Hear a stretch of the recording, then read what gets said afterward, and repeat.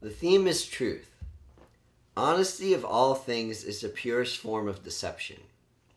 It is something that many of us try to attain, but as soon as words leave our synapses, they turn to lies.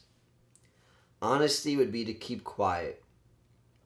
True truth is when we don't speak, when we let the emotion and thought wash over us, zap through our brain canals, and maybe even move our tongue but never vibrate our gullet. I've heard many speak the false truths. I love you. I'll be there for you. I'll be hanging out with a friend. But half-truths are no truths. True honesty is full and cannot be divided into equal parts. So what the fuck, man? You say that you're interested in someone and you never tell that it's someone you shouldn't be interested in. What the fuck, man? You know better, but you continue the affair.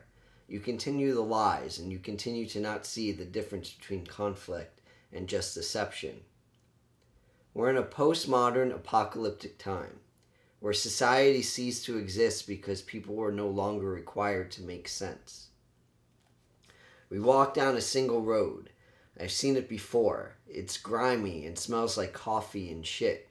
We stop at a local bar. The scent turns to beer, and the noise is a cacophony of laughter and sorrow. I instantly spot 5 girls I'd like to fuck and go over to the bar and order a bud. That's 5, says the bartender. I hand him a 20. He breaks it. I give him a $2 tip and walk through the crowd. I know that if someone really looked, they would spot who didn't belong, like a Where's Waldo picture. I never know where to stand, I think, when the truth is that I never know where to stand where I could blend. And movies can be a good escape if they mirror the internal struggle because, once again, the only true self-conflicts are the ones unspoken. But movies are nothing but someone else's feelings, flickering through shades of colors, pixel to pixel, moving along as if they really want to exist that bad. A video game is only this, except I move the pixels. A dream is a pixelless video game. A dream is the closest thing to me playing me. I am a pixelless video game. If I were to hunt, it would be an imaginary animal inside of my brain, and the game would ultimately end up being me, because I am everything in my dreams. Unless it's true that dreams exist when we're awake, and if that's the case, then there really is no difference at all between this world and that, so I might as well be dreaming there when I'm awake. When did it last happen that I fell for someone? Well, I'd say about 5 years ago, and before that I'd say 3 years, and before that I'd say 2 years, and before that I'd say 1, and before that 8 months, and before that 5 months, and before that 3 months, and before that 2 months, and before that 1 month, and before that 1 week, before that 5 days, before that 3, before that 2, before that 1, and when I was a child I'd fall for someone new every passing hour, minute, second. But now that buzzing in my ear won't quit. My body clenches and my heart skips beat after beat, and I wonder when it will stop. You see, I've always known that I will die young. I don't know how or when it will happen. I don't know how or why I know, but it's soon. The day will come soon when I won't exist anywhere.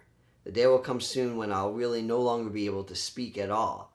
I feel the earth rejecting me as an immune system fights a germ. Except this disease won't spread, and I've already been isolated from the rest of the body. It's only a matter of time when someone says, there once was something like a man here. He is gone now. He was here once before, and you won't see him, hear him, feel him, if that was anything you ever really did to begin with. But the words go onwards and outwards, and I can't contain the lies I need to tell anymore. The truth is that the lies are my only way to the truth. For how can you ever understand something without exploring its opposite? True story. A man stood on the subway today. An old man stood on the subway today. A homeless man stood on the subway today, holding out his elongated brown, black, blue fingernails, staring at them in awe. I stared as well, repulsed and amazed. There is beauty in this man, but we can't touch him, we can't help him, and we'd rather he didn't ruin our morning coffee. It's been a long time since I've been a we. People think I'm one of them, or one of many, or people don't really think at all. The truth is I am. The truth is to think. The truth is that no one's ever blamed you for lying in your sleep.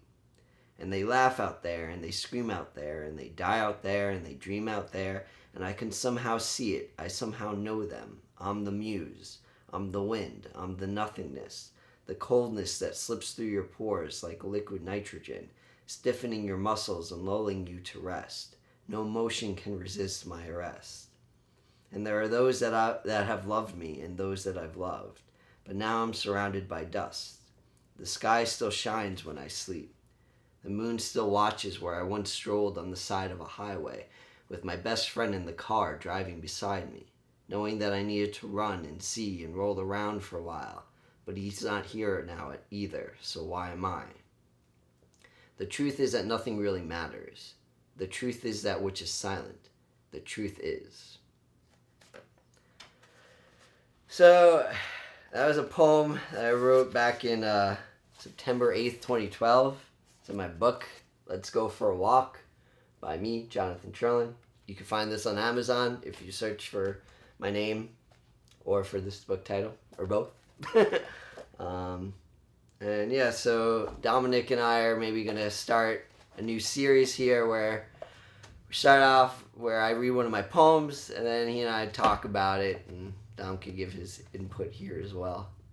So I wrote that during the time when I hadn't written poetry in like 5 years, and or maybe I was writing, but I hadn't done an open mic in 5 years, and I don't remember what the characters were in that poem or how many characters were in it, but I was told that like, oh, you should, if you can't write, just like say like, okay, I'm gonna write up to like 1,400 characters, you know?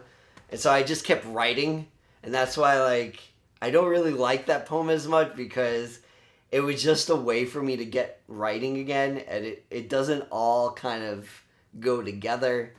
And I feel like I've also just kind of improved since then of how to articulate a thought.